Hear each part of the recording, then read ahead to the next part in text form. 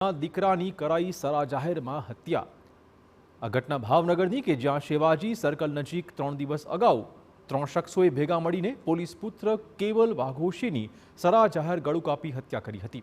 હત્યાના બનાવને કારણે પોલીસ તપાસમાં ખુલાસો થયો છે। આ ઘટનાના મૃતક કેવલ દ્વારા કરસન ઉર્ફે ભાણાની 2018માં હત્યા થઈ હતી, જેમાં કોર્ટે તેને આજીવન કેદની સજા ફટકારાઈ હતી, પણ છેલ્લા 2.5 વર્ષથી મૃતક જામીન પર મુક્ત હતો। કરસનના ભાઈઓ અર્જુન, ભરત અને ભાર્ગવે આ ઘટનાનો બદલો પાડવા પ્લાન ઘડ્યો હતો અને ભાઈની હત્યાનો બદલો લેવા માટે સરા જાહેર કેવલને મોત આપ્યું હતું।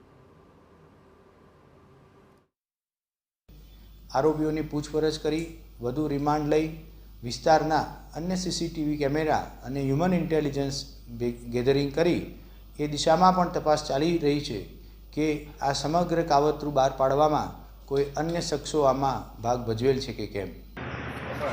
પોલીસે ત્રણેય આરોપીની ધરપકડ કરીને ઘટનાનું રિકન્સ્ટ્રક્શન કર્યું હતું। રિકન્સ્ટ્રક્શન વખતે મોટી સંખ્યામાં લોકો ભેગા થતા પોલીસને દોરડા વડે વિસ્તારને કોર્ડન કરવાની ફરજ પડી હતી। આ ઉપરાંત પોલીસ દ્વારા આસપાસના વિસ્તારના સીસીટીવી ફૂટેજ ચકાસવાની તજવીજ હાથ ધરાઈ છે। આ સાથે હત્યાના ગુનામાં આરોપીઓ સાથે અન્ય કોઈ વ્યક્તિની સંડોવણી છે કે નહીં તે વિશે પણ તપાસ થઈ રહી છે।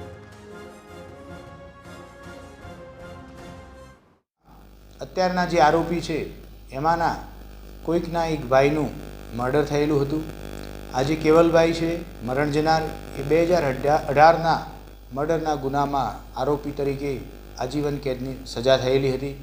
આમ 2018ની જે મર્ડરનો ગુનો હતો તેનો બદલો લેવા માટે થઈ અને અત્યારના મરણ જનાર કેવલભાઈ ઉપર હુમલો કરવામાં આવેલો હોય અને એની ઈજા દરમિયાન તેમનું મૃત્યુ થયેલું જણાઈ આવે છે।